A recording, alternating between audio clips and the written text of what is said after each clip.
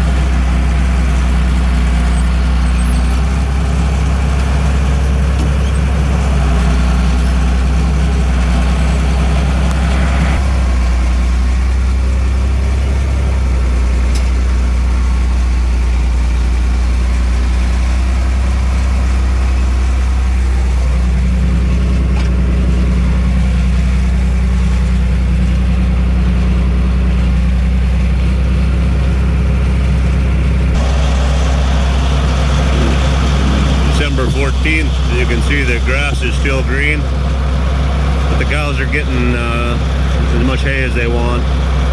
Some people don't bother feeding hay if they just push pastures.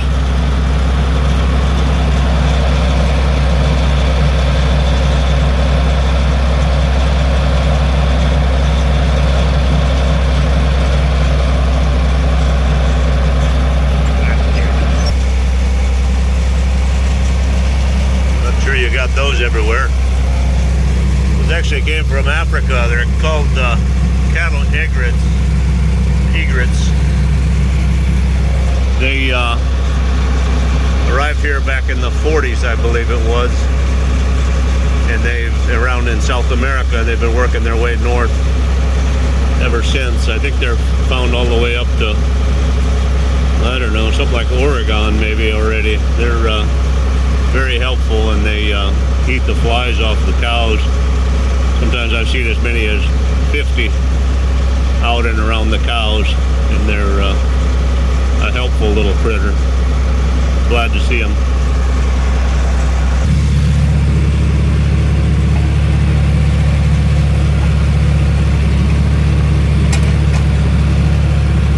Should have washed the window, I see.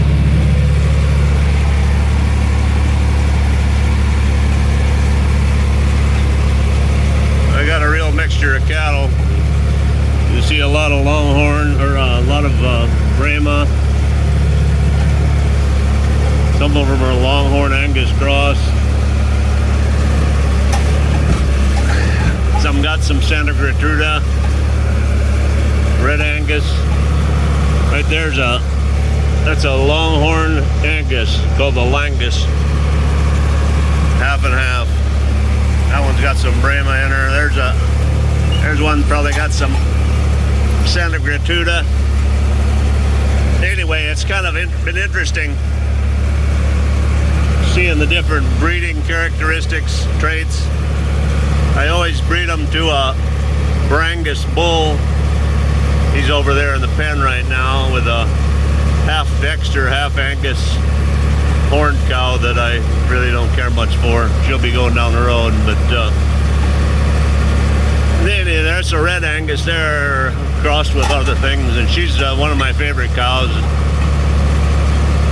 But my absolute favorite is over there, just had a calf today. I don't know if I'll get a picture of her. She's there she is, right there. There she is.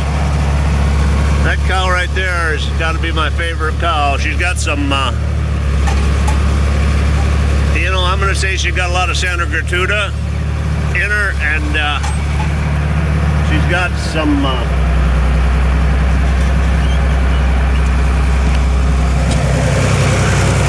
I think she's got some Hereford in her, actually. From somewhere. Hey, get back now.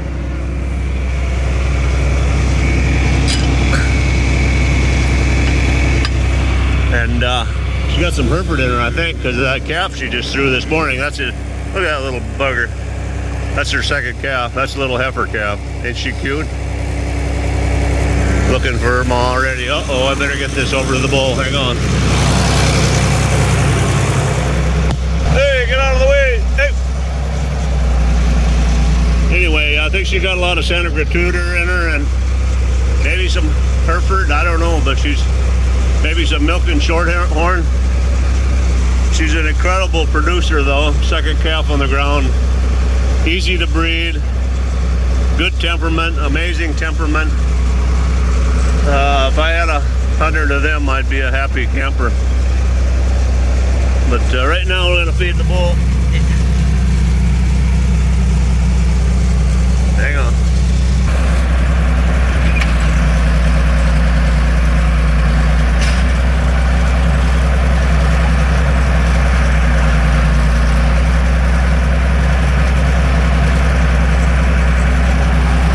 Mesquite trees you see over there. Lots of them. Make a nice barbecue.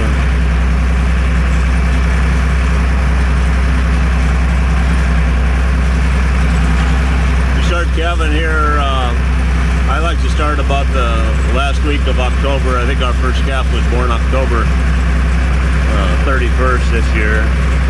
Turned the bull out around the 17th of January last year. I'm thinking I'll probably turn him out again this coming January 17th, and I like that time frame. The reason we do that is it's just too damn hot here the rest of the year. So if you got a calf, you got a calf in, let's see if I can get that bale there. Yep, there we go. You got a calve in the winter and early spring, so that you don't have the 105, 115 degree heat to mess with. But you know what? I like that a lot better than blizzards, and I've calved in a lot of blizzards. So I'll take that any day. Winter calving in, I think it's going to be 82 today, 82 degrees today, December 14th. And we had a kind of a cold front, got down into the 50s here a while back. Had a calf or two in the 50s. Well, they really get hungry when it gets to 50.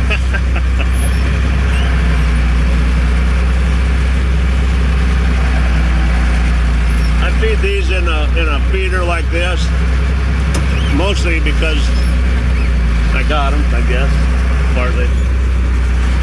And well, I do roll some out in the pasture, but it seems like they waste about the same amount either way. And I don't know that it makes much difference, really. I don't like moving the feeders around because that makes rings out in your pasture everywhere. It makes a big mess. And I leave the rings in one spot. And then mad at everybody and everything, kind of like me. Hey, now, this here heifer in front of me, I'm afraid she's going to go open again this year. That's the second year in a row. I'm afraid that's the end of her good luck streak too, because 2 years in a row ain't going to work around here. She was the only one that went open last year, and looks like she'll be the only one to go open again this year, unless she has a calf late, which that ain't good either. But she gets to stay around here if she does have a calf before about the 1st of May. That's when the end of the calving, first day of May is. That's when the bull, he went on sabbatical last year and had the rest of the year off from July, I think July 25th, I think it was, or something like that, to January 17th. And he's been a really good boy, so he gets to stay around another year. Hopefully I'll keep him in 2 years and 3 even. He's been an excellent bull. Everything about him I like. The way he throws small calves, his demeanor, his size, his attitude. Just like everything about the old boy. Got him for a pretty good deal. Got a good price on him. Hard to complain about that. So let me see here. I guess I'm done with this. I'm going to put her back in the shed.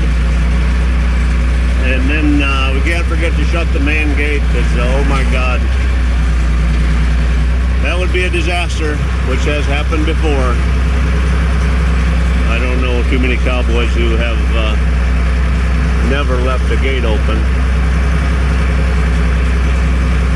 But it's an error that we try to avoid at all costs. So when I leave here, I'll be walking toward the road to shut the gate.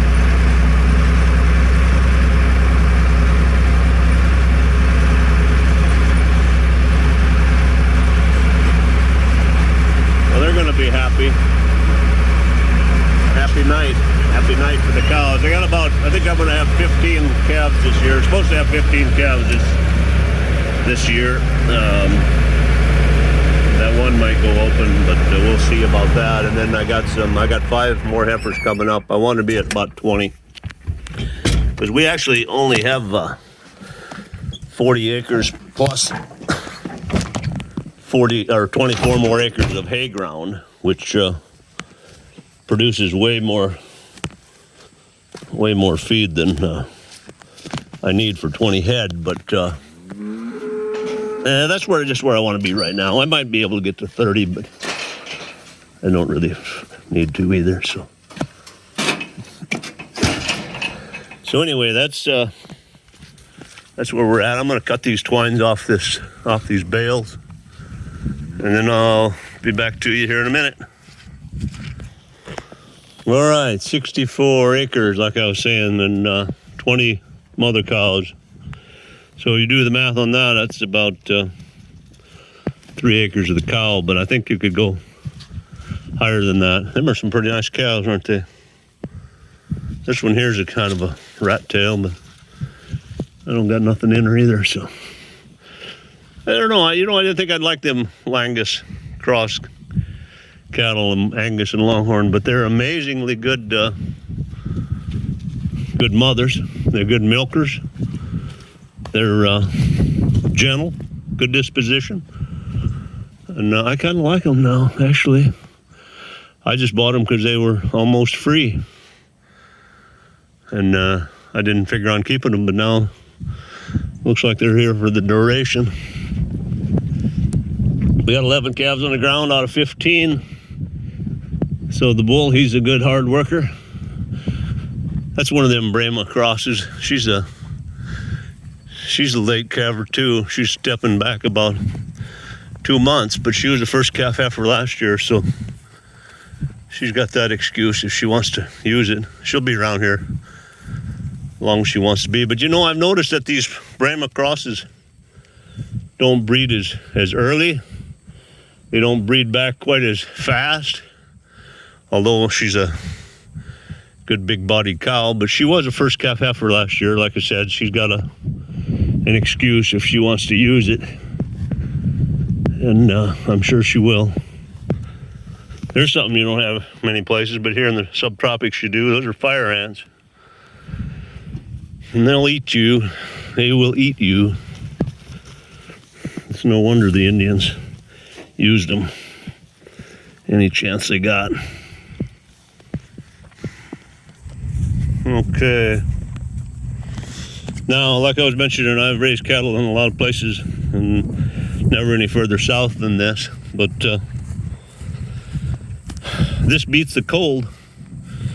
Cattle are easier to winter or summer. The heat doesn't seem to bother these cattle. If these cattle were in anywhere else, it seems like the heat bothers cattle up in Dakota, but don't seem like it bothers these cattle. They just lay out there and sunbathe.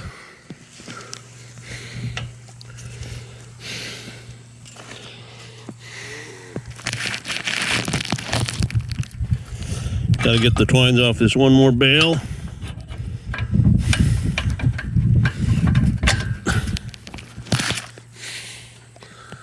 And we're done. This is that Dexter Cross cow. I bought Dexters about 5 years ago just to see, thinking I'd like them, but they're a nice breed. Nothing wrong with them, but they're just too small of a frame cow for me. There's one buried right over there. She's just too small to have a calf. And that was the end of that. But this one throws good calves. She's got a lot of Barangus and Angus crossed in with her now, so she's a good cow. And that's a little bull calf. He'd make a smaller frame kind of bull probably, but he'll go down the road to visit Ronald one of these days. And then the bull I was bragging on here, here's him. He's a real pussycat. He's happy now because he got something to eat. I'll get his twines off. Okay, got the twines off. That's an ebenose tree. Ebony or ebenose. It's the key, the wood they make the black keys out of the piano out of. So anyway, now I'm gonna walk back and shut that gate. I don't know much more what to say other than hope you learned something. I have a lot of fun raising cattle. I sell calves, try to find a good home for the heifers. Well, actually, I've been keeping all my heifers back, but except for the real poor ones, and then selling the bull calves and try to find for the better bulls, try to find a good home for them to go to work in, and if not, then they go down to the sale barn in the summer after I wean them, background them just a little bit, get them weaned, and try to find, like I say, a good home for the heifers to, if they're going to be good quality cows. And a lot of those you saw were raised from a pup, so to speak. So I'll go close the gate, and I will see you on down the road. Questions or comments are always welcome, and thanks for subscribing. Adios and Vios con Dios from the Pura Vida in deep South Texas.